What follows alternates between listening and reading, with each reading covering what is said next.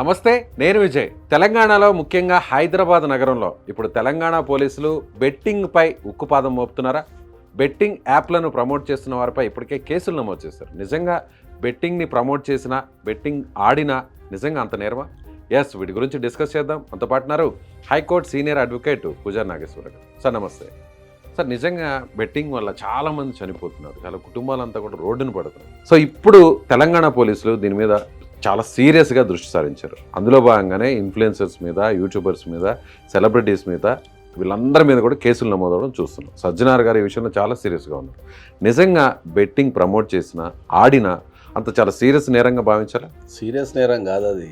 అది అసలు దాన్ని ముట్టుకోవడమే నేరం అంటున్నది. దాన్ని సీరియస్ నేరం అసలు ఆడడమే తప్పు, దాన్ని టచ్ చేయడమే తప్పు. 100% కదా. ఇండియాలో బెట్టింగ్ అనేది ఇల్లీగల్ అది.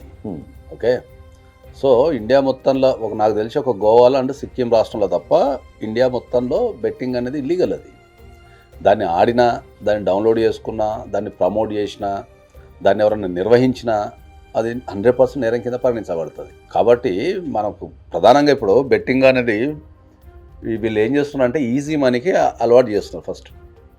ఫస్ట్ ప్రతి ఒక్కళ్ళు గుర్తుపెట్టుకోవాల్సిన అంశం ఏంటంటే బెట్టింగ్లో కానీ జూదంలో కానీ ఎప్పుడు పైసలు రావు. పైసలు వచ్చినట్టే ఉంటాయి. వచ్చినట్టు అంటే ఇప్పుడు బెట్టింగ్ అనేది సాఫ్ట్వేర్ ప్రోగ్రామ్, అది ఆన్లైన్ బెట్టింగ్ అనేది సాఫ్ట్వేర్ ప్రోగ్రామ్ అది. ఓకే. ఎవరన్నా దాంట్లో అలవాటు అయిన అనుకోండి, ఫస్ట్ స్టార్టింగ్లో ఏం చేస్తుంది అంటే అలవాటు చేయడానికి ఏం చేస్తుంది, కొన్ని ప్రాఫిట్స్ ఇస్తుంది. అది ఇచ్చినప్పుడు వీళ్ళు బాగా వస్తుంది కదా అని చెప్పేసి ఇంకా అయిపోయి వాళ్ళు దాంట్లోకి కూరకపోతుంది. దాంట్లో కూరకపోయి ఉన్న ఆస్తులన్నీ అమ్మేసుకొని, అప్పులు చేసి ఆస్తులను అమ్మేసుకొని, కుటుంబాలని నాశనం చేసేసుకొని, రిలేషన్షిప్స్ నాశనం చేసేసుకొని, లాస్ట్కు చివరికి ఆత్మహత్య చేసుకునే స్థాయికి ఎదుగుతున్నారు. ఎస్పెషల్లీ యూత్, బాగా కాలేజ్ స్టూడెంట్స్ అయితే ఈ బెట్టింగ్ గేమ్లోకి అయితే బాగా అలవాటు పడిపోయారు వాళ్ళు. యూత్ మీద చాలా ఎఫెక్ట్ పడుతుంది దీనిపైన. సో అందరికీ చెప్పేది ఏంటంటే బెట్టింగ్ యాప్స్ వాడటం కానీ, దాన్ని డౌన్లోడ్ చేసుకుంటాం కానీ, దాన్ని ప్రమోట్ చేయటం కానీ అది చాలా నేరం అది. అంటే జనరల్గా మీరు అన్నారు, అంటే అదంతా ఒక సాఫ్ట్వేర్ ప్రోగ్రామింగ్ నడుస్తుంది అని. లైవ్ మ్యాచెస్ నడుస్తుంటాయి, మన కళ్ళ ముందు ఆ మ్యాచ్ స్కోర్ అంతా కనిపిస్తుంటుంది, ఆడేవాళ్ళు ఏంటి అనేది కూడా లైవ్లో మనం చూస్తూ ఉంటాం. కానీ ఎక్కడ ఎలా అది సాఫ్ట్వేర్ ప్రోగ్రామింగ్ కావాలని అది డిసైడ్ చేసి సో ఒక రకంగా ఆ ఊబిలోకి లాగి ఆ తర్వాత ఖచ్చితంగా డబ్బులు అంతా గుంజేసే పరిస్థితి అంటారు. ఇప్పుడు సాఫ్ట్వేర్ ప్రోగ్రామ్ అంటే ఏంటంటే బ్యాక్ ఎండ్లో ఏది పెడితే ఎంతమంది అట్రాక్ట్ అవుతారు అనే దాని మీద అనలైజ్ ఉంటుంది వాళ్ళకి. ఓకే. ఇప్పుడు మనకు ప్రతిదానికి ఒక అనలైజ్ ఉన్నట్టు వాళ్ళకి ఏంటంటే ఏది మనం వాళ్ళని అట్రాక్ట్ చేస్తే వాళ్ళు పెట్టే అవకాశం ఉంటుంది, దాంట్లో పర్సంటేజ్ ఎంత శాతం ఉంది, అంటే ఎంతమంది ఎటు వేస్తారో అనేది దానిపైన వాళ్ళకి ఒక అనలైజ్ ఉంటుంది. వాళ్ళు ఏమవుతారంటే ఇప్పుడు వాళ్ళకు ఒక ప్రోగ్రామింగ్ సాఫ్ట్వేర్ ఉంటుంది కదా, వాళ్ళకి వెనక దాన్ని ఎంతమంది స్ట్రైక్ చేశారని కనిపిస్తుంది వాళ్ళకు. ఇప్పుడు నువ్వు ఒక ఆప్షన్ ఇచ్చినావు, ఒక 100 మంది బెట్టింగ్ చేసిన అనుకో, ఆ 100 మంది అక్కడ కనిపిస్తుంది. కనిపించినప్పుడు దాంట్లో ఆ పారామీటర్స్ అనేది చేంజ్ అవుతుంటాయి, కాన్స్టెంట్ ఉండదు ఎప్పుడు మీకు. ఓకే. ఆ టైం మారుతుంటే కొద్దీ అదన్నీ పారామీటర్స్ అనేది చేంజ్ అవుతుంటాయి. కాబట్టి బెట్టింగ్ యాప్స్ అనేది మనం ఎప్పుడు వాడద్దు, అది చాలా డేంజర్ అది. ఒకప్పుడు మన క్రికెట్ బెట్టింగ్ అంటే ఒకప్పుడు ఫోన్లు చేసేవాళ్ళు, లేదంటే ఎదురుగా మనుషులు బెట్టింగ్ పెట్టుకునేవాళ్ళు. కానీ ఇప్పుడు అంతా కూడా మనుషులు కనిపించడం లేదు, అంతా ఆన్లైనింగ్ సిస్టమ్ వచ్చిన తర్వాత ఈ యాప్స్ ప్రమోషన్ అనేది ఎక్కువ అవుతుంది. సో అందరూ కూడా యాప్స్లోనే ఆడుతున్న పరిస్థితి. వీటిని కంట్రోల్ చేయాలంటే ఎలా? లీగల్గా దీనికి ఏమన్నా చేయాలంటే ఏంటంటే ప్రధానంగా ఇప్పుడు ఏ చట్టమైనా కూడా కంట్రోల్ చేయాలంటే పోలీస్ వ్యవస్థనే కంట్రోల్ చేయాలి ఫస్ట్ ఎప్పుడైనా కూడా. ఎందుకంటే ఒక చట్టం చేసిన తర్వాత దాన్ని ఎవరైనా ఉల్లంఘిస్తే మనకు నేరాలకు సంబంధించి పోలీస్ వ్యవస్థనే కంట్రోల్ చేయాలి. రెండోది స్వీయ నియంత్రణ, అంటే కుటుంబ సభ్యులు కూడా ఎప్పుడు కూడా ఒక కన్నేసి ఉంచాలా, చేసే కార్యక్రమాల మీద కన్నేసి ఉంచాలా.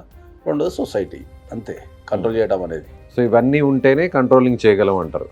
సో స్వీయ నియంత్రణ అనేది చాలా అవసరం అది.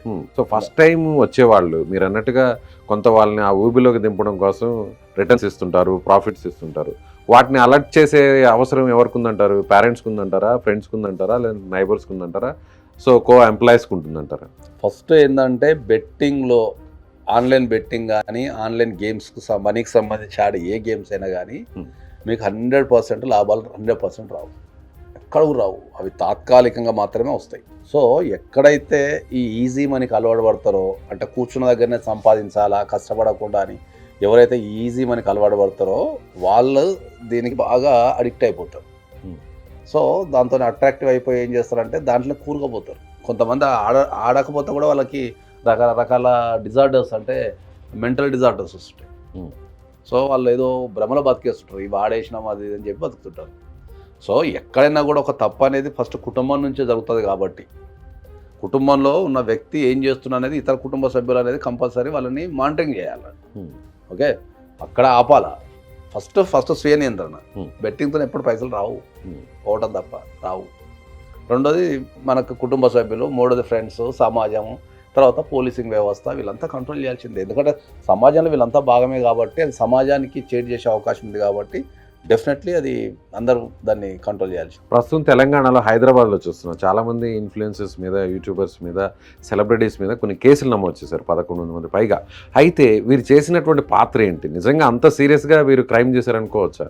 ప్రమోట్ చేయడమే కదా. ఇప్పుడు నథింగ్ బట్ వాళ్ళు ఒక ఇల్లీగల్ విషయాన్ని ప్రమోట్ చేస్తున్నారు. బెట్టింగ్ ఆడటం ద్వారా నాకు ఇంత డబ్బు వచ్చింది, ఈ యాప్ యూజ్ చేయడం వల్ల ఇంత డబ్బు వచ్చింది కాబట్టి మీరు యూజ్ చేయండి అని ప్రమోట్ చేస్తున్నారు. సోషల్ మీడియాలో మనకు ప్రాబ్లం అయ్యేది ఏంటంటే ఒక్కొక్కరికి కొన్ని లక్షల మంది, మిలియన్స్ ఫాలోవర్స్ ఉన్నారు. ఇప్పుడు సపోజ్ ఒక వ్యక్తికి ఒక 1 మిలియన్ ఫాలోవర్స్ ఉన్నారు అనుకుందాం. ఒక వీడియో పెట్టడం ద్వారా 10 lakhs పీపుల్, 1 మిలియన్ అంటే 10 lakhs people they are following. ఒక వీడియో పెట్టడం ద్వారా దాంట్లో ఒక 1% అయినా కూడా 10,000 మంది ఎఫెక్ట్ అయినట్టే కదా. కాబట్టి అది సమాజానికి అది చెడు. అది మనం ఎప్పుడైనా కూడా సరే మనం ఏం చెప్తాం ఏంటంటే సోషల్ మీడియా అనేది మనం సమాజంలో మంచి కోసం ఉపయోగించాలి. మంచి చెడు అనేది అందరి జీవితాలలో ఉంటుంది, ప్రతి దగ్గర ఉంటుంది. కానీ when it comes to social మీడియాకి వచ్చాక మాత్రం మనం మంచిని మాత్రమే మాట్లాడాలి. ఎందుకంటే ఇక్కడ కూర్చొని మనం ఒకటి మాట్లాడితే ఇది ప్రపంచం అంతా ఉంటుంది. సో ప్రపంచంలో ఎవరో ఒక్కరు ఎక్కడో దగ్గర ఇన్ఫ్లుయెన్స్ అయ్యే అవకాశం ఉంటుంది. కాబట్టి సోషల్ మీడియాలో ఎప్పుడు కూడా మంచిని మాత్రమే షేర్ చేస్తే సమాజం కూడా మంచిగా ఉంటుందని చెప్తున్నాను. As per your experience and knowledge చూస్తే ఈ దందా అంతా ఎలా నడుస్తుంది? ఎక్కడి నుంచి నడుస్తుంది?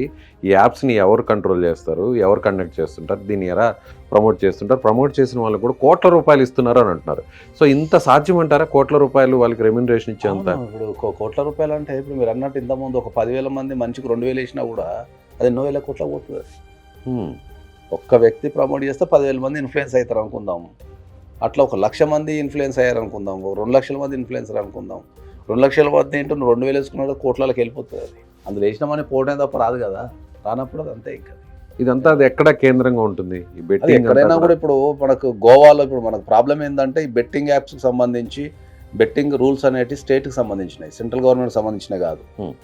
సో స్టేట్ అనేది దానికి సంబంధించి ఒక డిసిషన్ తీసుకుంటుంది. మన తెలంగాణ గవర్నమెంట్, ఆంధ్రప్రదేశ్ గవర్నమెంట్, భారతదేశంలో ఇంకా చాలా రాష్ట్రాల వరకు ఈ బెట్టింగ్ యాప్స్ అనేది బ్యాన్ చేస్తారు. ఇప్పుడు గోవా అండ్ సిక్కింలో మనకు బెట్టింగ్ యాప్స్ లీగల్. అది తర్వాత ఇంకా వెస్ట్ బెంగాల్లో కూడా వెస్ట్ బెంగాల్లో కొన్ని లీగల్, కొన్ని ఇల్లీగల్ బేస్డ్ ఆన్ ద గేమ్స్ని బట్టి ఉన్నాయి అవి. సో అక్కడ నుంచి ఆపరేట్ అవుతుంటాయి. ఇంటర్నెట్ అనేది ఇప్పుడు అక్కడ ఒక బెట్టింగ్ యాప్ వాళ్ళు ప్రమోట్ చేసిన అనుకో, డౌన్లోడ్ ఎక్కడి నుంచి అయినా చేసుకోవచ్చు కదా. ఎక్కడి నుంచి ప్లే స్టోర్లో పెట్టినాం అనుకో, దానికి డౌన్లోడ్ ఎక్కడి నుంచి అయినా చేసుకోవచ్చు. కానీ ఇక్కడ మనకి ఇది లొకేషన్ ఇక్కడ చూపిస్తుంది కదా, దానికి సంబంధించి జీపీఎస్కి చేంజ్ చేసుకునే అవకాశాలు, ఐపీ అడ్రస్లు, జీపీఎస్ ట్రాకింగ్లు చేంజ్ చేసుకునే అవకాశాలు చాలా ఉన్నాయి.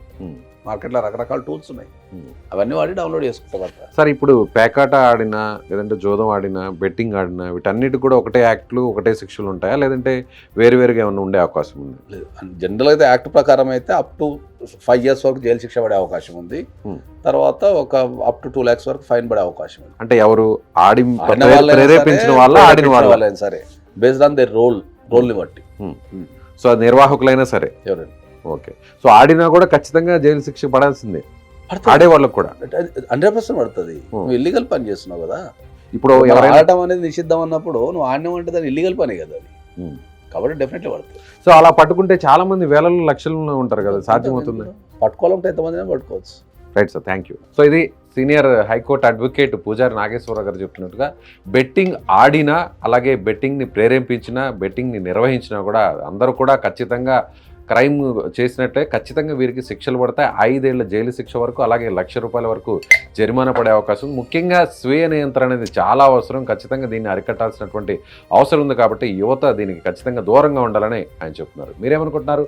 బెట్టింగ్ యాప్లపై మీ కామెంట్ చేయండి. Thank you so much.